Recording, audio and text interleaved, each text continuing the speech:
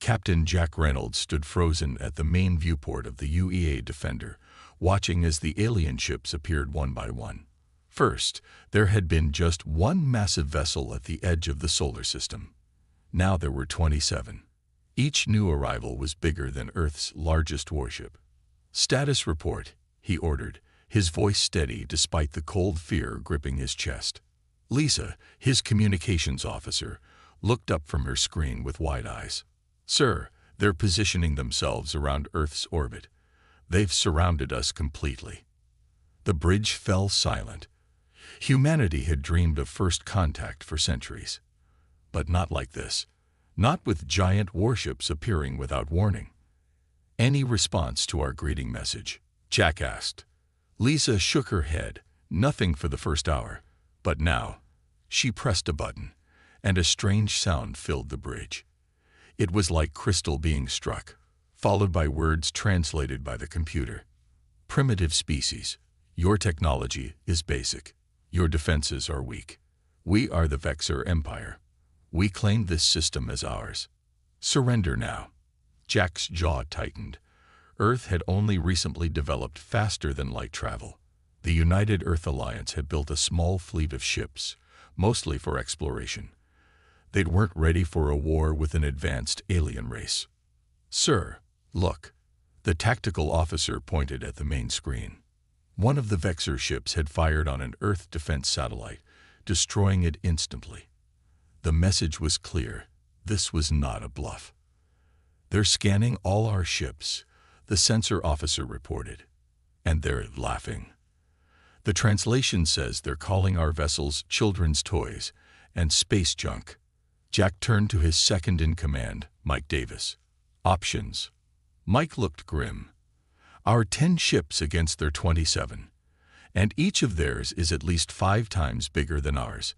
Fighting is suicide." "Sir," Lisa called out, "I'm getting an emergency message from UEA Command. Admiral Wilson wants to speak with you privately." Jack nodded and walked to the small communications room just off the bridge. The Admiral's face appeared on the screen, looking older than Jack had ever seen him. "Reynolds, it's worse than it looks," Admiral Wilson said without greeting. "Our long-range scans show another 50 ships on the way. We've analyzed their weapons. One of their smaller ships could take out our entire fleet." "What are your orders, sir?" Jack asked, already knowing the answer wouldn't be good. Wilson's face hardened. "We need time. Order your fleet to fall back to Earth. Make it look like we're preparing to surrender." "But, sir..." "Listen to me, Reynolds. There's one option we haven't told anyone about. Do you remember Project Chimera?" Jack frowned. "The junk ship. I thought that was shut down years ago." "Officially, yes." Wilson leaned closer to the screen. "Unofficially, Engineer Tom Foster never stopped working on it. He and Dr. Maria Reyes kept building that crazy ship of theirs, using parts from every alien crash site we've found over the last 100 years. Hope flickered in Jack's chest. "Is it operational?" "Barely. It's never been tested in combat. Hell, it's never even left its hidden dock.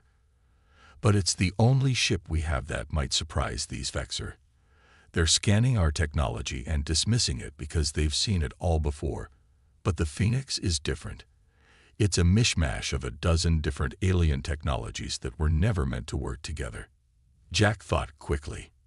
"You want me to transfer my command to an untested experimental ship. I want you to save Earth, Captain." Wilson's voice cracked slightly. "Foster needs a crew and a captain who can think outside the box. The rest of the fleet will create a distraction while you slip away to the hidden dock at Lunar Base 16. On the main bridge, an alarm sounded. Jack glanced at the door. "Sir, they're giving us a deadline," he said. "What about evacuation ships? We could get some people off planet." Wilson shook his head. "Their blockade is complete. Nothing's getting past them unless it can fight its way through. The Phoenix might be our only shot." "I understand, sir." Jack straightened his back. "I'll take my best crew members and head for Lunar Base 16 immediately. Good luck, Reynolds. If anyone can pull this off, it's you. The Admiral's image disappeared. Jack returned to the bridge, where the situation had worsened. 3 more defense satellites had been destroyed as a warning. "The Vexor commander is on screen," Lisa announced. "He's demanding to speak with our leader." On the main view screen, a being appeared that made Jack's skin crawl. It looked like a walking crystal, with multiple shimmering facets where a face should be. Its body was segmented crystal, glowing from within with an eerie blue light. "I am Grand Admiral Krell of the Vexor Empire," the creature announced. "Your species has 24 Earth hours to surrender unconditionally. Any resistance will be met with planetary bombardment, starting with your most populated cities." Jack stepped forward. "This is Captain Jack Reynolds of the United Earth Alliance. We request time to contact all our world leaders and prepare our people." 24 hours, Krell repeated, "not 1 minute more. Your primitive species should feel honored that we allow you this courtesy." The screen went dark. "Orders, sir," Mike asked quietly. Jack looked around at his crew, people he had trained with and led for years.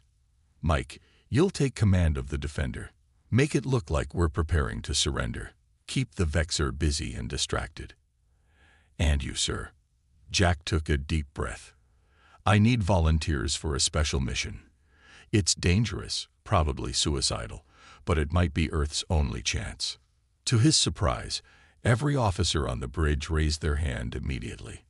"Lisa, Sam, Raj, you're with me," Jack said, choosing his communications, tactical, and engineering officers. "The rest of you, support Commander Davis. Don't do anything heroic. Just buy us time." 30 minutes later, a small shuttle left the Defender, supposedly heading to Earth for emergency meetings. Instead, it changed course behind Earth's moon, heading for a hidden base that didn't officially exist. As they approached Lunar Base 16, carved into the dark side of the moon, Jack's shuttle received a simple message. "Welcome to Project Chimera, Captain. We've been waiting for you." Through the shuttle's viewport, Jack caught his first glimpse of the Phoenix, a strange-looking ship that resembled nothing he had ever seen before. Parts of it didn't even seem to match, as if someone had taken pieces from a dozen different ships and welded them together. "That's our secret weapon," Lisa asked in disbelief. "It looks like junk," Jack finished for her. "Let's hope the Vexor thinks so too, right before it shows them what humanity is really capable of." The inside of Lunar Base 16 was cold and dimly lit. Jack and his small team followed a lone figure through narrow tunnels cut deep into the moon's surface. Engineer Tom Foster walked with a slight limp, his gray hair wild and uncombed. He looked like he hadn't slept in days. "Sorry for the poor welcome, Captain," Tom said, leading them into a larger chamber. "We've been working nonstop since Admiral Wilson contacted us." The chamber opened into an enormous hidden dock. There, suspended in the center, was the strangest ship Jack had ever seen.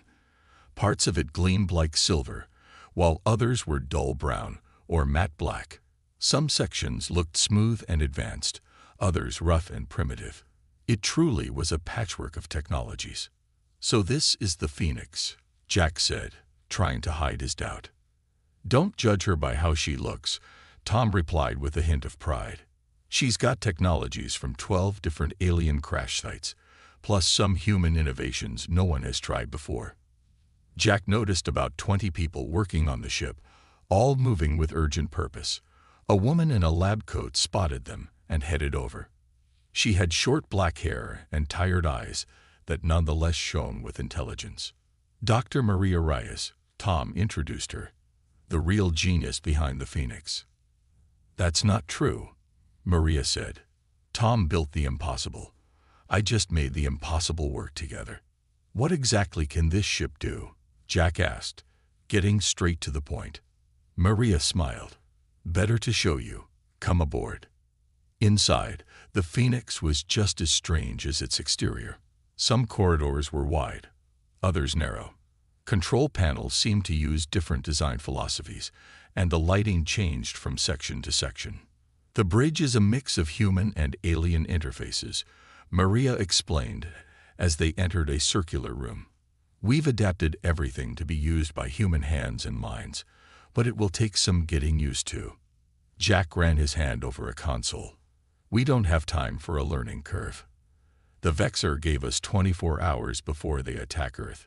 21 hours now, Lisa corrected, checking her watch. Tom sat at one of the stations. Let me give you the quick tour. Weapons first. He pressed several buttons, and a holographic display appeared in the center of the bridge. It showed the Phoenix and highlighted various parts of the ship. We have gravity disruptors from the Torillion crash in Australia, Tom explained. They don't damage a ship directly. They distort space around it, putting massive stress on the hull. Will they work against Vexor ships? Jack asked. We think so, Maria joined in. From the scans your fleet sent, their ships have crystal-based technology. Crystals don't handle gravity distortions well. Tom continued, we also have plasma convergence cannons, energy wave projectors, and several weapons we don't fully understand but have figured out how to fire. What about defenses? Sam, the tactical officer, asked. That's where things get interesting, Maria said. We have 3 different shield systems that work on completely different principles. We can rotate between them if one starts to fail. Raj, the engineering officer, had been unusually quiet, studying a panel with growing excitement. These power readings, how is this possible? The output is off the charts. Tom smiled. That's our core. It's based on technology from the Manitoba crash site. The aliens who built it had mastered energy manipulation we can barely understand. It can channel power wherever we need it, whenever we need it. And you're sure this will all work together? Jack asked, still doubtful. Maria's face grew serious. Captain, I won't lie to you. This ship was never meant to see combat. It was a research project to understand alien technologies. We've had system failures, unexpected interactions, and near disasters during testing. But Tom added quickly, we've also seen these disparate systems work together in ways we never imagined possible. Sometimes they even enhance each other. Jack nodded slowly. It's not like we have other options. How soon can we launch? We're running final checks now, Maria said. 2 hours, maybe 3. We don't have 3 hours, Jack decided. The Vexor will be watching for any unusual activity. We need to launch now, while they're focused on our main fleet. Tom and Maria exchanged worried glances. It's a risk, Tom admitted. Everything about this is a risk, Jack replied. Earth is about to be conquered or destroyed. I'll take any chance we've got. An alarm suddenly blared through the base. Lisa rushed to a communications panel. Captain, the Vexor have detected unusual energy readings from the lunar surface. They're sending ships to investigate. How many? Jack demanded. 2 smaller vessels. They'll be here in 15 minutes. Jack turned to Tom and Maria. Can we launch in 15 minutes? They both hesitated. Then Tom straightened his back. Yes, Captain. We can. The next 15 minutes were chaos. Engineers rushed to disconnect external power supplies. Technicians hurriedly finished calibrations.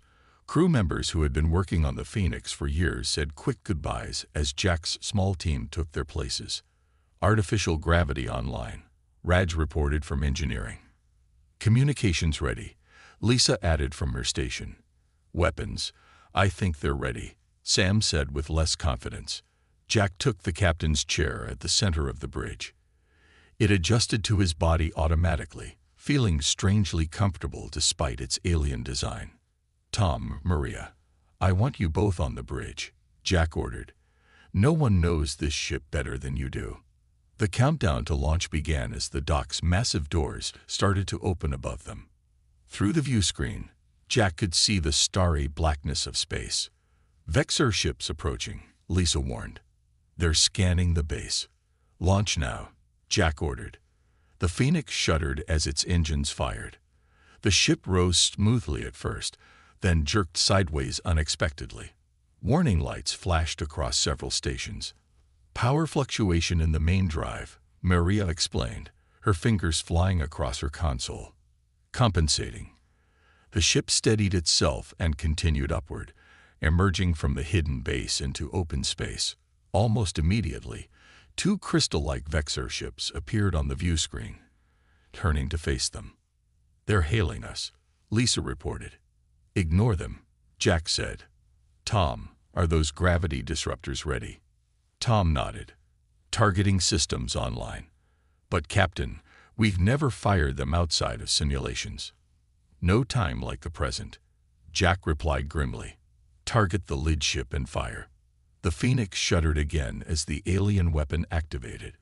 For a moment, nothing seemed to happen. Then, the space around the lead Vexor ship appeared to ripple like water. The crystalline vessel twisted as if being crushed by an invisible hand. Cracks appeared across its surface, spreading rapidly. "It's working," Sam exclaimed in disbelief. The damaged Vexor ship fired back, a beam of energy striking the Phoenix. The ship rocked violently. "Shields holding at 82%, Maria reported. "Better than expected." "The second ship is moving to flank us," Sam warned. Jack gripped the arms of his chair. "All power to engines. Let's show them what this junk ship can do." The Phoenix surged forward with unexpected speed, leaving the Vexor vessels struggling to track its movements.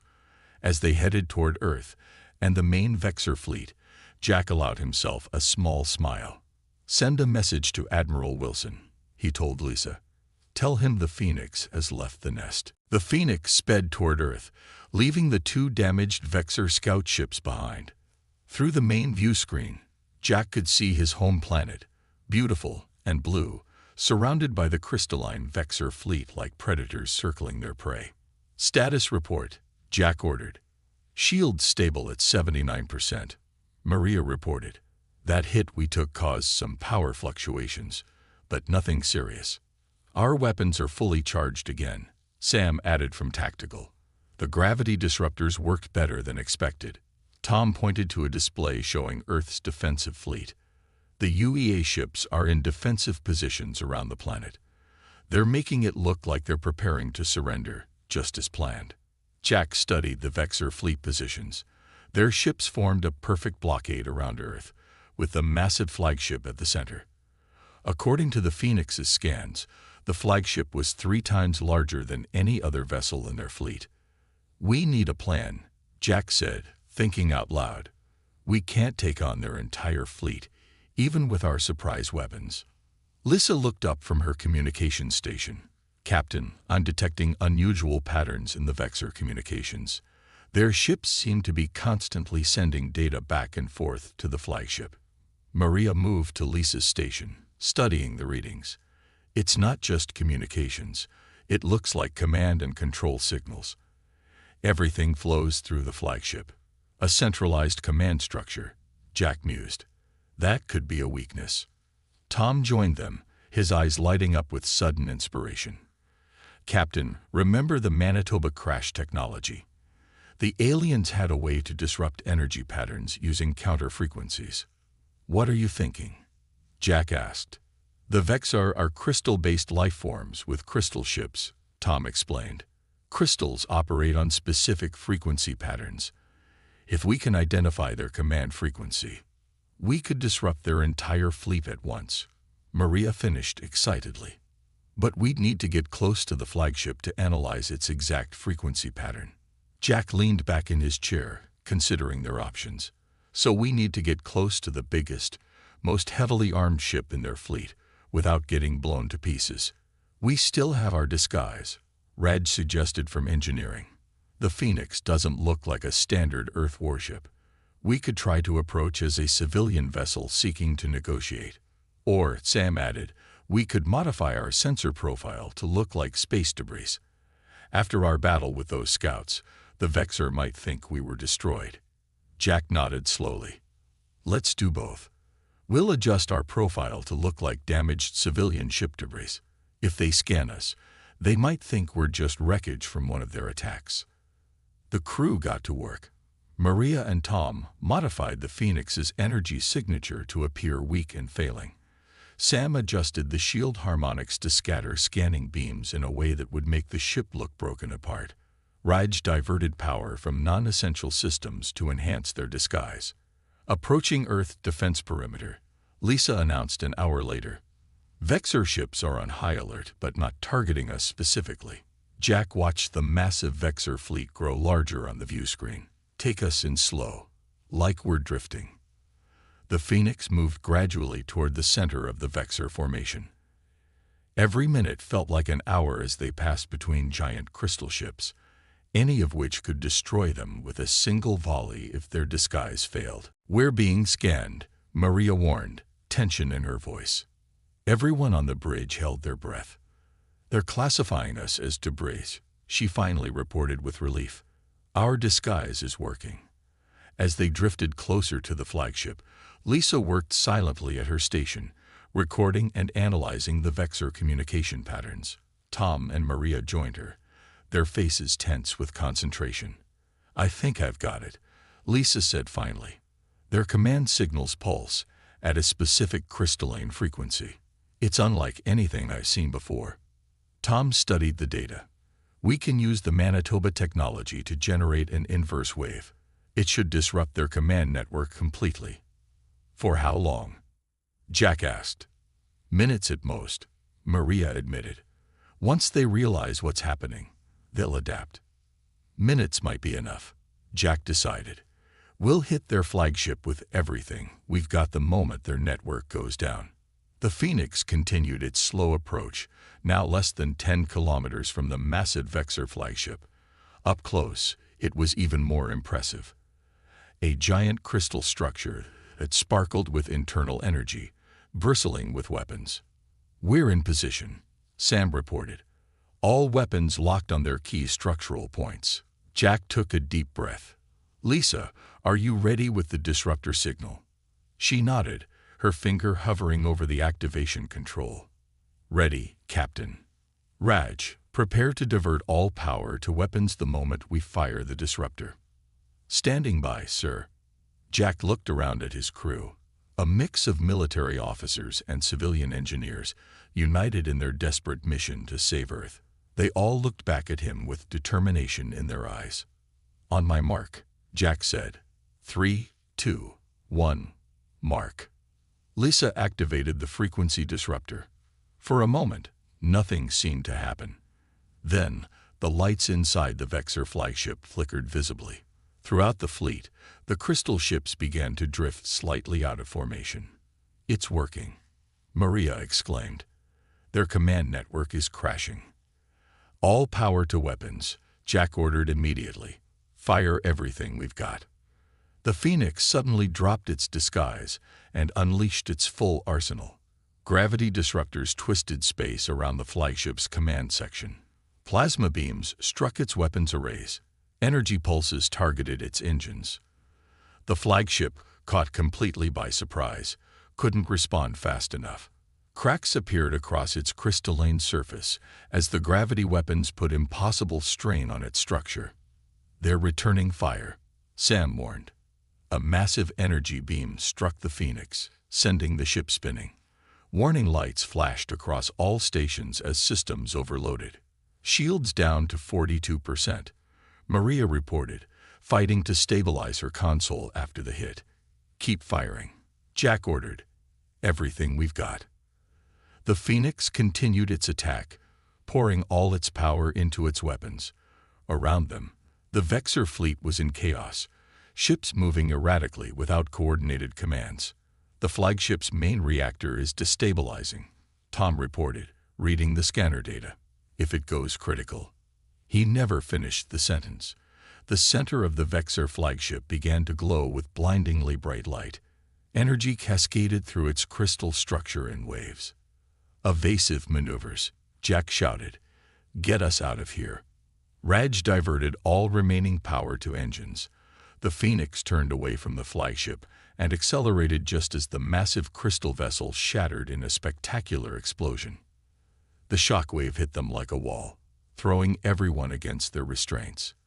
Systems failed across the ship as the Phoenix tumbled through space. "Report," Jack called out when he could speak again. Engines offline, Raj responded first, working to restore power. Weapons are down, Sam added. Shields at 15%. Lisa looked up from her station, a stunned expression on her face. Captain, the Vexor fleet, they're in complete disarray. Without the flagship, they've lost all coordination.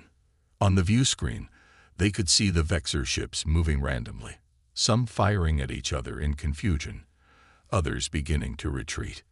We did it, Tom whispered in disbelief. We actually did it. Jack allowed himself a small smile. Not bad for a junk ship. The Phoenix drifted in space, damaged but not defeated. Through the view screen, the crew watched as the Vexor fleet scattered in confusion. Without their flagship and Grand Admiral Krell to guide them, the alien ships had lost their coordination. Damage report, Jack ordered, wiping blood from a cut on his forehead. Raj's voice came through a damaged speaker. Main power is at 30%. Engines can run at half speed. Life support is stable. Weapons, Jack asked. The gravity disruptors are completely offline, Sam reported. Plasma weapons at 40% capacity. We still have some fight left in us. Jack turned to Tom and Maria. How long until they reorganize? Tom studied the scanner data. Hard to say.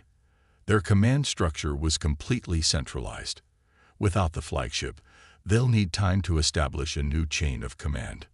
But they will recover, Maria added. Maybe hours, maybe less. Lisa suddenly straightened in her chair.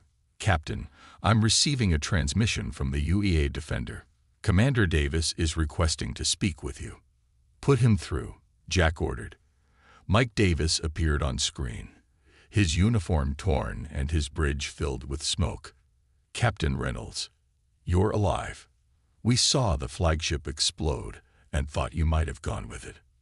We made it, Mike. Barely. What's your status? When the Vexor fleet fell into chaos, we took advantage. The Earth Defense Fleet has engaged the enemy ships closest to our planet. We've destroyed 3 so far, but we're taking heavy damage. Jack leaned forward. The Vexor will regroup soon. We need to strike now, while they're still disorganized.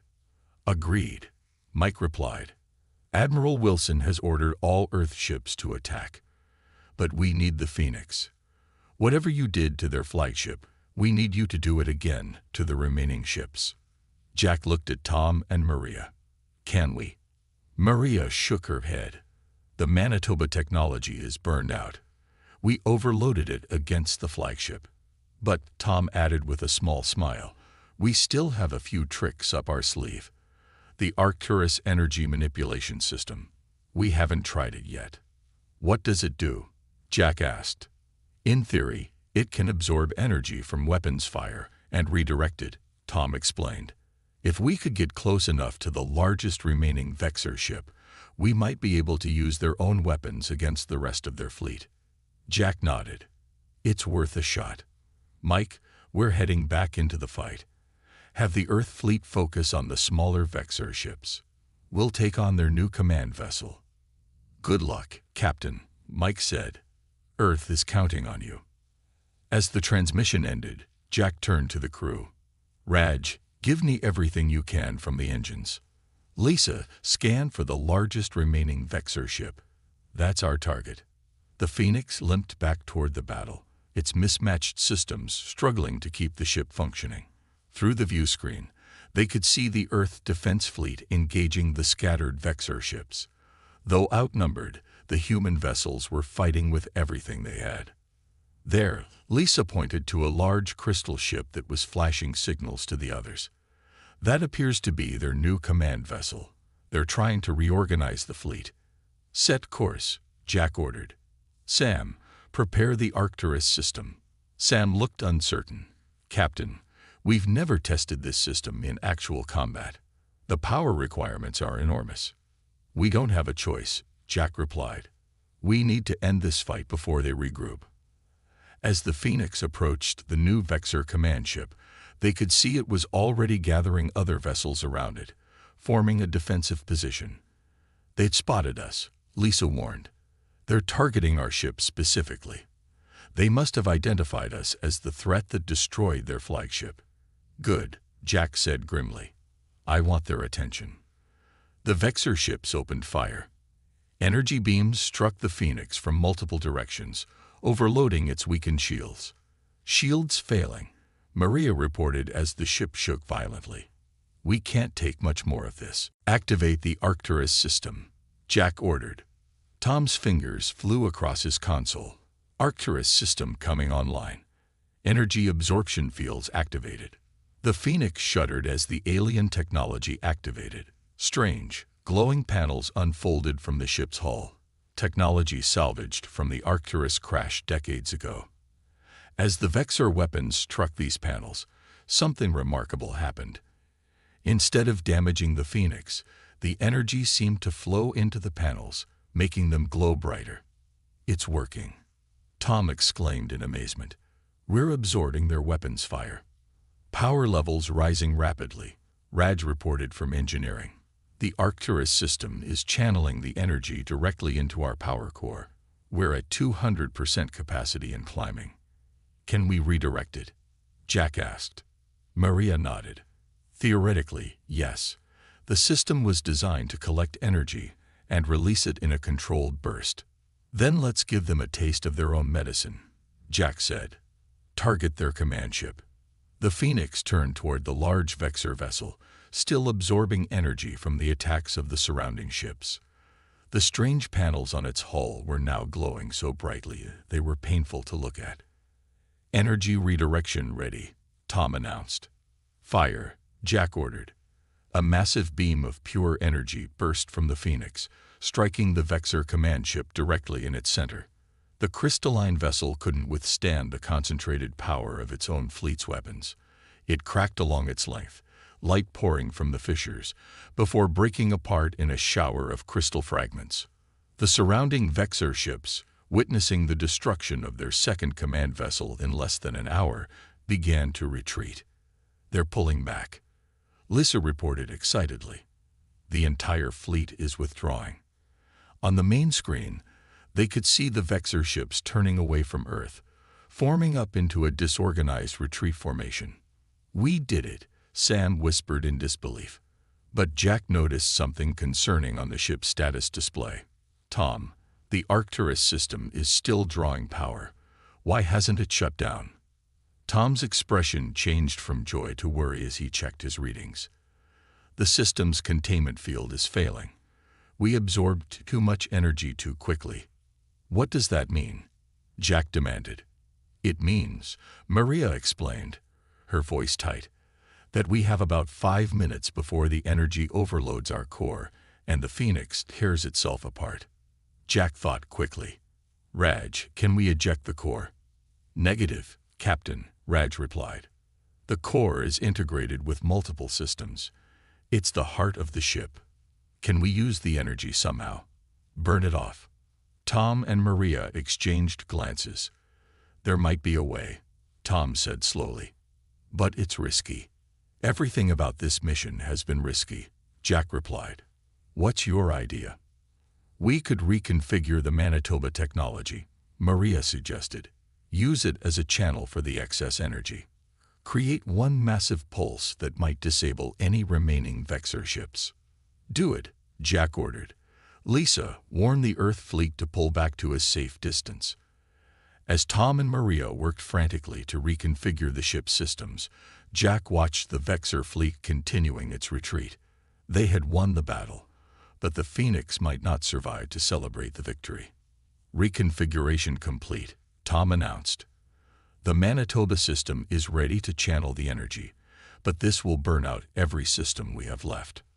Will the crew survive? Jack asked. If we're lucky, Maria answered honestly. Jack nodded. Then do it. Target the retreating Vexor fleet and fire with everything we got left. Tom pressed the activation sequence. The Phoenix shuddered as energy surged through its systems. A massive wave of energy burst from the ship in all directions, catching the retreating Vexor fleet. The crystalline ships froze in space, their systems completely overwhelmed by the energy pulse. Then darkness fell on the Phoenix as every system shut down at once. Darkness and silence filled the Phoenix. The ship drifted through space, all systems offline after the massive energy pulse. On the bridge, emergency lights slowly flickered on, casting an eerie red glow over the crew. Jack opened his eyes, his head pounding. "Status report," he called out, his voice sounding strange in the quiet ship. One by one, the crew responded. Everyone was alive, though some had minor injuries. "All main systems are offline," Raj reported from engineering. "We're running on emergency power only. Life support will last about 6 hours." "Communications?" Jack asked. Lisa shook her head. "Nothing working, Captain." Tom and Maria were already checking the ship's core systems. Their faces looked grim in the red emergency lighting. "The good news is we're not exploding," Tom said. "The energy pulse worked. It drained the overload from the Arcturus system. The bad news," Maria added, "is that we burned out almost every system on the ship. The Phoenix was never designed to channel that much power." Jack looked out the view screen. Without the ship's sensors, they could only see what was visible to the naked eye. Earth shone blue and beautiful in the distance. Around them, the disabled Vexor ships floated like dead crystal sculptures. "Did it work?" Jack asked. "Did we stop them?" "Looks like it," Sam replied, squinting at the drifting Vexor vessels. "They're not moving. No signs of power or weapons charging." Jack unbuckled from his chair and stood up shakily. "We need to get communications back online. Earth needs to know what happened." For the next hour, the crew worked to restore basic functions. Tom and Raj focused on rerouting emergency power to critical systems. Maria tried to salvage components from less important areas of the ship. Lisa attempted to repair the communications array with parts from other systems. "I might have something," Lisa finally announced. "It's not pretty, but I think I can send a simple signal." "Do it," Jack ordered. Lisa activated her makeshift transmitter. "This is the UEA Phoenix calling any Earth vessels. We are disabled but alive. Requesting assistance." Static answered her. She repeated the message again and again. "Wait," she said suddenly. "I'm getting a response." Through the crackling static, they heard Commander Davis's voice. "Phoenix, this is the Defender. We read you. Hang tight. Rescue ships are on the way." A cheer went up from the exhausted crew. Jack smiled, relief washing over him. "What happened to the Vexor fleet?" he asked when the cheering died down. "Your energy pulse disabled every Vexor ship within 50,000 kilometers," Davis replied, his voice filled with awe. "The few that were out of range are retreating at maximum speed. Earth is safe, thanks to you." 3 hours later, the Phoenix was being towed back to Earth by 2 UEA rescue ships. As they approached, they could see hundreds of vessels coming out to meet them. Military ships, civilian craft, even private shuttles. It was an impromptu parade to welcome home the heroes who had saved Earth. "Look at that," Lisa said softly, pointing to a nearby view screen that had been jury-rigged to work again. It showed news broadcasts from around the world. Crowds were celebrating in every city. The Phoenix crew's faces were being displayed everywhere. "They're calling us heroes," Sam said in disbelief. "You are heroes," Admiral Wilson's voice came through as his face appeared on the screen. "Captain Reynolds, you and your crew have performed the greatest service in human history." Jack shook his head. "We just did our job, Admiral, and we had a lot of help." He looked at Tom and Maria. "These two built an impossible ship that saved us all." "About that," Wilson said with a smile.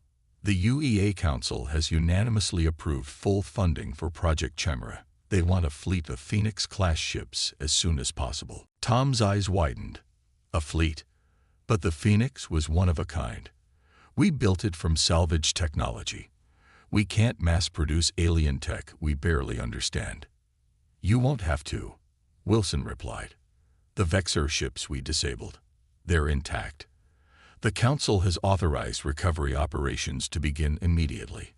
We're going to study their technology, Combine it with what we learned from the Phoenix. Humanity is about to take a giant leap forward. 1 week later, Jack stood at a podium before a massive crowd in New York City. Behind him, the battered Phoenix had been placed on display, a monument to human ingenuity and courage. The mismatched, junk ship now stood as Earth's most treasured symbol. "The Vexor thought we were helpless," Jack said into the microphone, his voice carrying to billions watching worldwide. "They saw our technology and dismissed it as primitive. They called our ships toys and junk, but they made one critical mistake." He paused, looking out at the crowd. They underestimated human creativity. While they relied on one type of technology, perfected, yes, but singular in its approach, we humans have always been adapters, innovators. We take ideas from everywhere, combine them in ways never imagined before. The Phoenix wasn't just a collection of salvaged parts. It represented the very best of humanity, our ability to look at the impossible and say, "Let's try anyway." The crowd erupted in cheers. Jack waited for them to quiet before continuing. "We've learned that the Vexor have sent messages to their homeworld about us. They've warned that humans are unpredictable and dangerous, that our technology is chaotic and impossible to counter." Tom stepped forward to stand beside Jack. "Which is exactly right," he added with a grin. "We're already designing the next generation of ships. By combining what we've learned from the Phoenix with recovered Vexor technology, Earth will soon have defenses that no single alien race can easily overcome." Maria joined them at the podium. More importantly, 3 other alien civilizations have made contact since the Vexor retreat. It seems not everyone in the galaxy is hostile. They're interested in alliance, not conquest. Earth has been noticed and respected. Jack nodded. "This is just the beginning. Humanity is heading to the stars, not as conquerors or victims, but as innovators. The Phoenix was our first step, but it won't be our last." Later that evening, Jack stood alone in front of the displayed Phoenix. Its mismatched hull gleamed under the spotlights. What once looked like junk now seemed beautiful to him, a perfect symbol of humanity's greatest strength. Admiral Wilson approached quietly. "The Phoenix will never fly again," he said. "To damage. But her spirit will live on in every ship we build from now on." Jack smiled. "She did her job. She showed the galaxy what humans are truly capable of." "And what's that, Captain?" Wilson asked. "Taking the broken, the discarded, the misunderstood, and turning it into something magnificent," Jack replied, placing his hand on the Phoenix's scarred hull. "That's the real human superpower. We see possibilities where others see only junk." As the sun set over Earth, news arrived that the first diplomatic vessel from the Arcturus Confederation had entered the solar system, eager to meet the species whose junk warship had defeated the feared Vexor Empire. A new era for humanity had begun. The end.